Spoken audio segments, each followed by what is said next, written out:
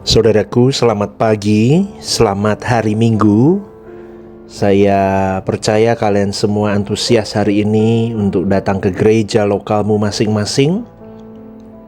Temukan hati Tuhan, temukan suara Bapa dalam hidupmu, sehingga kita bisa menikmati firman itu dan menghidupinya tiap langkah hari hidup kita.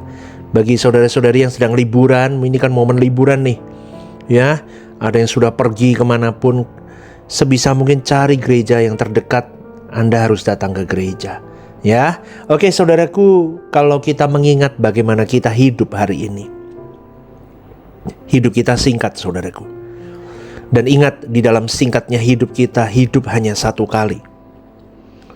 Betul, hidup kita satu kali. Maka jangan salah memilih hidup yang benar di hadapan Tuhan.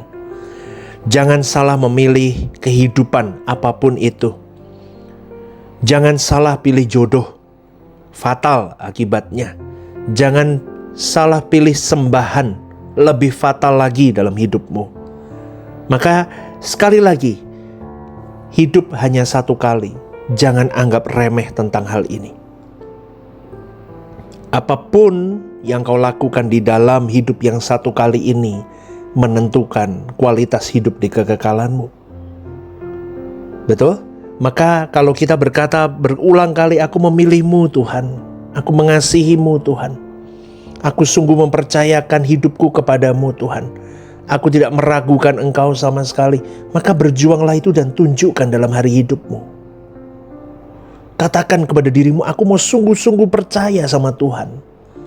Aku mau sungguh-sungguh membangun hidupku tidak bercacat, tidak bercela. Aku mau sungguh-sungguh jadi sempurna seperti Bapa. Dan aku sungguh-sungguh mau memilih hidup hanya untuk menjadi kesukaanmu. Itu seharusnya yang perjuangan kita. Kalau boleh dikatakan, aku memilih jadi anak kesukaanmu Bapa. Aku memilih untuk melayani perasaanmu Bapa. Bukan sekedar melayani pekerjaan gereja, tetapi melayani perasaanmu detik per detik, menit ke menit, jam ke jam, hari ke hari, bulan ke bulan, tahun ke tahun. Berani gak saudaraku? Berani gak? Supaya kita berbau harum seperti bunga mawar yang wow, yang bisa dinikmati baunya. Seperti alunan musik yang merdu, itulah hidupmu dan hidupku seharusnya. Amin saudaraku. Ya, hidup kita sekali, satu kali saja. Itu menjadi kalimat yang tidak sederhana ketika kita diperhadapkan kepada pilihan Tuhan atau dunia. Hidup sekali, aku kejar Tuhan, aku bisa tinggalin dunia loh. Aku gak bisa memiliki dunia. Tapi di satu sisi ekstrim, tinggalin Tuhan, kejar dunia. Hidup cuma sekali, kau harus nikmati dunia. Itu paradoks yang diterima oleh semua orang percaya, dan seringkali kita diperhadapkan itu. Tuhan atau dunia? Tuhan atau dunia? Kuasa gelap pun tidak berhenti di situ. Dia bermanuver, bergerak terus supaya setiap orang percaya memilih dunia dan bukan memilih Tuhan. Bagaimana dengan diri kita? Bagaimana dengan diri kita? Itu pertanyaannya saudaraku. Tapi ingat ya, untuk memiliki Tuhan dan dimiliki Tuhan, harganya seluruh hidup kita, termasuk seluruh dunia ini, harus dihempaskan. Dan hanya memilih Tuhan. Dan itu jalan sepi loh saudaraku. Dan itu jalan yang sepi. Tidak banyak yang kesana. Dan kalau kau kesana, bayarannya pun cukup tinggi. Kau bisa dianggap orang gila, orang aneh, orang freak. Kau memilih jalan yang tidak seharusnya kau pilih. Bagaimana dengan tantangan ini? Coba Anda renungkan saudaraku. Itulah kekristenan. Kalau kita melihat hidup bangsa Israel, mereka masih hidup dalam fokus hanya bagaimana mereka bisa hidup memenuhi kebutuhan hari-hari hidupnya, kepentingan jasmani. Itu orientasi hidup mereka. Sementara mereka menikmati dunia dengan segala fasilitasnya, mereka beribadah kepada Elohim Yahweh, Allah Israel itu. Dan selama mereka hidup di dalam ketaatan, Allah memberikan mereka kemakmuran, diberi panen raya yang baik, diberi kemenangan atas perang-perang terhadap musuh-musuh mereka. Kesehatan diberikan, dan Tuhan menghalau semua penyakit apapun itu. Itulah standar hidup pada umumnya orang beragama. Mereka mempertahankan tanah Kanaan, tanah yang dijanjikan Allah kepada Abraham untuk keturunannya. Itu kehidupan bangsa Israel di perjanjian lama. Tetapi bagi orang percaya yang hidup di perjanjian baru, tidaklah demikian, saudaraku. Kita memang keturunan Abraham dalam iman, yang juga Alkitab katakan sebagai Israel rohani. Kerajaan Allah bukan soal makan dan minum, Anda catat ini dulu. Melainkan kebenaran, damai sejahtera, sukacita melalui Roh Kudus, di dalam Roh Kudus. Dan tanah air kita, tanah perjanjian kita bukan di bumi, tetapi di langit baru, bumi baru. Kota suci kita bukan Yerusalem, tetapi Yerusalem baru. Maka bagi kita ada prinsip asal ada makan pakaian cukup. Itu prinsip orang percaya seharusnya di perjanjian baru ini. Bagiku hidup adalah Kristus dan bukan lagi tentang dunia. Amin. Dan mati adalah keuntungan mengiring Tuhan. Karena ketika mati kita berhenti dari setiap kelelahan, dan kematian merupakan tangga untuk aku bisa menjumpai yang aku kasihi, yang mulia Tuhan Yesus Kristus. Saudaraku, dari perenungan ini semoga Anda menangkap poin. Ada perbedaan jelas antara umat PL dan umat PB. Kekristenan yang dianut banyak orang Kristen hari ini adalah kekristenan yang telah mengalami kemerosotan, yang masih banyak tinggal di PL, yang fokusnya bagaimana kemakmuran hidup di bumi, bagaimana dibebaskan dari penyakit, sakit penyakit, bagaimana mengalami panen raya yang baik. Itu, saudaraku. Tapi konsep kita bukan di situ lagi. Kristen yang harus kita miliki harus yang murni, yang tidak didevaluasi lagi, yang orisinil. Kristen yang benar. Maka di dalam perjalanan sejarah terjadi banyak kompromi dan penyesuaian, konformisme dengan dunia, yang akhirnya melahirkan kekristenan yang tidak sejati lagi. Kekristenan yang sejati cuma satu, menjadi serupa dengan Kristus. Kurang dari itu palsu, saudaraku. Menjadi serupa Kristus, sudah itu aja. Kekristenan yang sejati itu berkodrat ilahi seperti Bapa, sempurna seperti Bapa. Kurang dari itu bukan Kristen. Amin, saudaraku. Amin ya. Jadi apa ya boleh saya katakan, perjumpaan dengan Tuhanmu harus memadai. Baca firmanmu harus terus, doamu harus terus melekat sama Bapa, sehingga kau akan dicerdaskan melalui roh Bapa itu, melalui Roh Kudus itu. Semakin berumur, semakin dalam perjumpaanmu dengan Tuhan, maka semakin cerdas Anda mengerti apa maunya Tuhan. Matius 6 ayat 24, Tuhan berkata, kamu tidak dapat mengabdi kepada dua tuan. Segenapnya untuk Tuhan atau tidak usah sama sekali, artinya begitu.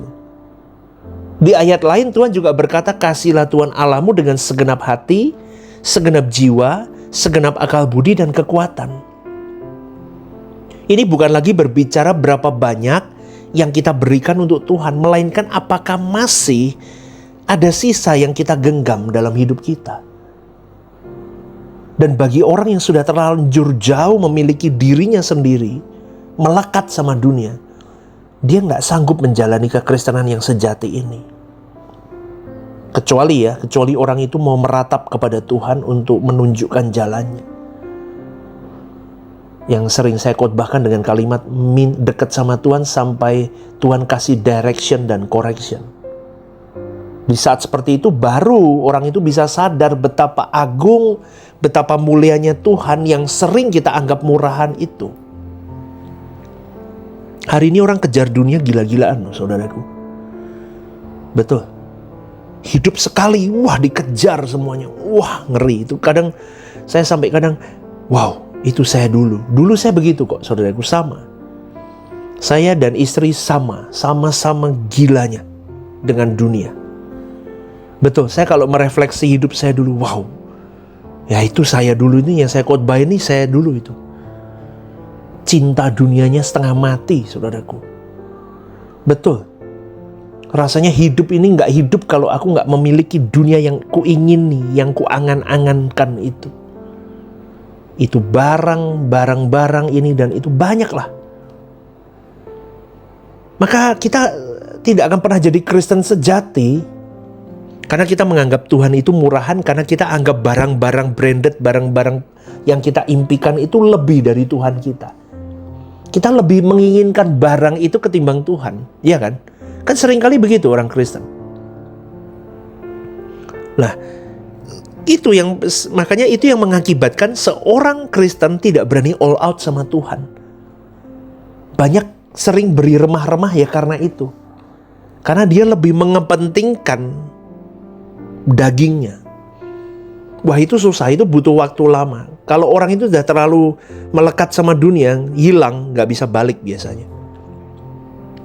Di mulut aja cinta Tuhan, tapi prakteknya kosong. Lah itu saudaraku. Maka sekali lagi, jujur ya, kita sering memberi remah-remah. Kita tidak melihat ukuran Tuhan, tapi kita membuat ukuran sendiri. Mata kita tutup terhadap kata segenap, karena kita punya presentase sendiri untuk Tuhan. Udah cukup lah untuk Tuhan, untuk pekerjaan Tuhan, udah cukup segini, udah baik lah. Jangan lebih-lebih. Tapi untuk kesenanganmu, wah nggak ada presentasenya. Itu bisa all out. Itu orang Kristen loh. Itu orang Kristen. Itu banyak ya lapangan seperti itu. Itu artinya kau tidak menghormati Tuhan secara pantas. Kalau kasih Tuhan remah, tapi kalau untuk kesenangannya berani habis-habisan. Saya ngomong ini fakta saudaraku. Saya pelaku dulu dan saya sudah bertobat. Ya, itulah yang menjadi masalah karena kita sudah terbiasa memiliki dinamika kekristenan yang palsu. Dinamika kekristenan yang sebenarnya bukan kekristenan yang murni yang Tuhan mau. Maka kita harus mulai berani berkata loh, kurang apa lagi Tuhan yang belum aku serahin ke kamu. Apalagi yang masih aku pertahankan dalam hidupku. Waktumu, tenagamu, kepandaianmu, skillmu, uangmu, apa?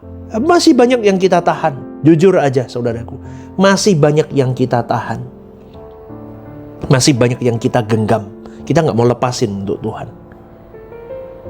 Betul?